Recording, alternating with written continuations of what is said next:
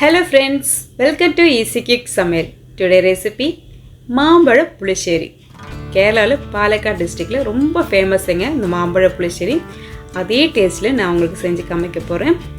மாம்பழ சீசன் முடியறதுக்குள்ள நீங்க once நீங்க செஞ்சு பார்த்து எப்படி இருக்குன்னு கமெண்ட் பாக்ஸ்ல சொல்லுங்க. இதுல 6 சுவையும் கலந்திருக்கும். எல்லா சദ്യயில இந்த குழம்பு இல்லாம சദ്യவே இருக்காதுங்க. வாங்க எப்படி பண்ணதுன்னு பார்க்கலாம். உங்களுக்கு என்னோட வீடியோ பிடிக்க லைக் அண்ட் கமெண்ட் பண்ணுங்க, சப்ஸ்கிரைப் பண்ணி பாருங்க, ஃப்ரெண்ட்ஸ் அண்ட் ஃபேமிலிக்கு ஷேர் பண்ணுங்க. வீடியோவை ஸ்கிப் பண்ணாம பாருங்க. இப்போ நல்ல 3 மாம்பழத்தை நான் எடுத்துருக்கேன்.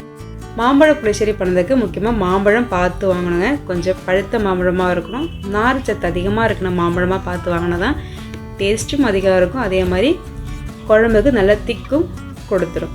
அது மாதிரி முக்கியமாக நீங்கள் பார்த்து வாங்குங்க. யாருக்கெல்லாம் இந்த மாம்பழம் பிடிக்கின்றவங்க கண்டிப்பாக லைக் பண்ணி சப்போர்ட் பண்ணுங்கள். எனக்கு சாம்பார் மீன் குழம்பு இல்லாமல் மாங்காய் போட்டு பண்ணுறது ரொம்ப பிடிக்குங்க. இந்த மாம்பழ புளிச்சேரி ரொம்ப பிடிக்கும். இந்த மாம்பழ சீசன் முடிகிறதுக்குள்ளே கண்டிப்பாக நீங்கள் செஞ்சு பாருங்கள். இப்போது 3 மாம்பழத்தோட தோல் எடுத்தாச்சு. நம்ம ஒரு பாத்திரத்துலேயே மாற்றிக்கலாம். அதுக்கு ஒரு கிளாஸ் அளவுக்கு தண்ணி எடுத்துருக்கேன். இந்த தண்ணியில் 3 மாம்பழத்தையும் சேர்த்து நம்ம வேக வச்சு எடுக்க போகிறோம்.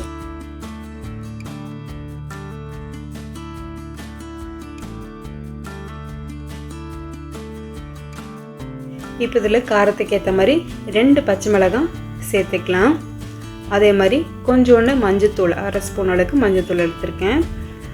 ஒரு துண்டு வெல்லத்தையும் சேர்த்துக்கலாம். இப்போ கூட கொஞ்சம் உப்பும், ஒரு கொத்து கருவேப்பிலையும், 1 ஸ்பூன் அளவுக்கு நெய்யும் விட்டு நல்லா மூடி போட்டு ஒரு 10 நிமிஷம் நல்லா வேகட்டுங்க.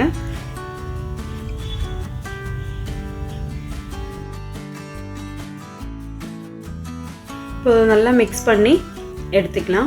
ஒரு மூடியை போட்டு ஒரு 10 நிமிஷம் கழித்து நம்ம திறந்து பார்த்துக்கலாம். அதுக்குள்ளே நம்ம தேங்காய் பேஸ்ட்டு ரெடி பண்ணிக்கலாம். இப்போது ஒரு 1/4 கப் அளவுக்கு தேங்காய் எடுத்திருக்கேன். காரத்துக்கு பச்சை மிளகாய் 2 பச்சை மிளகாவும் சேர்த்துருக்கேன். 1 ஸ்பூன் அளவுக்கு ஜீரகம், 1 ஸ்பூன் அளவுக்கு கடுகு சேர்த்து நம்ம அதை பேஸ்ட் மாதிரி அரைச்சி எடுத்துக்கலாம். அதே மாதிரி 1/2 கப் அளவுக்கு தயிர் நல்லா கட்டி இல்லாமல் அடித்து எடுத்துக்கலாம். இப்போ 10 நிமிஷம் கழித்து பார்த்தோன்னா மாம்பழம் எல்லாமே நல்லா வெந்திருக்குங்க. பாருங்கள், நல்லா வெந்திருக்கு. ஒரு கரண்டி வச்சு லைட்டாக ப்ரெஸ் பண்ணி விட்டோன்னா மாம்பழத்தில் இருக்குன்னா அந்த பல்ஸ் எல்லாமே இறங்கிடும். இது மாதிரி நீங்கள் நல்லா உடச்சி விட்டுருங்க.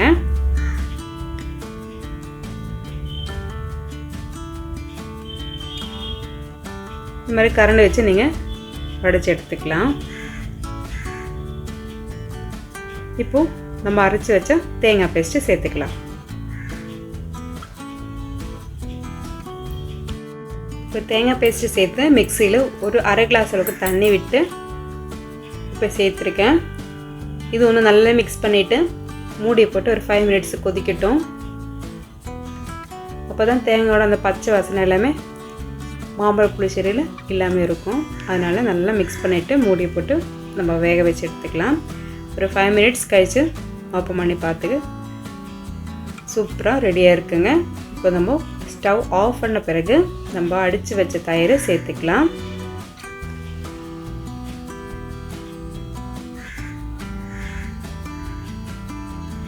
இப்போ தயிர் சேர்த்து ஒன்று நல்லா மிக்ஸ் பண்ணி எடுத்துக்கலாம். மாம்பழ புளிச்சேரியில் கடைசியில் நம்ம தாளித்து எடுத்துக்கணும். அவ்வளோதாங்க. உப்பு இருக்கா மட்டும் நீங்கள் லைட்டாக செக் பண்ணிக்கோங்க. நம்ம ஆல்ரெடி மாம்பழம் வேக வைக்கும்போது உப்பு சேர்த்துருக்கோம். அதனால் இந்த டைமில் நீங்கள் உப்பு பத்தலைன்னா சேர்த்துக்கோங்க, இல்லைன்னா அப்படியே விட்டுக்கோங்க.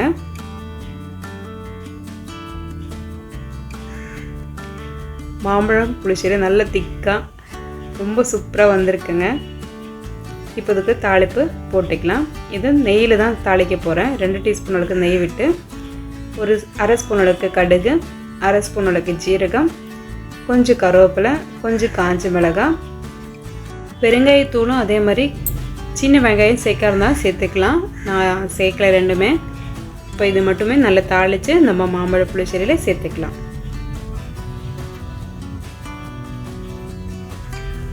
இப்போ தாளிப்பும் சேர்த்தாச்சு. நம்மள மாம்பழ புளிச்சேரியும் ரெடி ஆயிடுச்சு. என்ஜாய் பண்ணி சாப்பிடுங்க. ஆரோக்கியமாக வாழுங்க. தேங்க்ஸ் ஃபார் வாட்சிங்.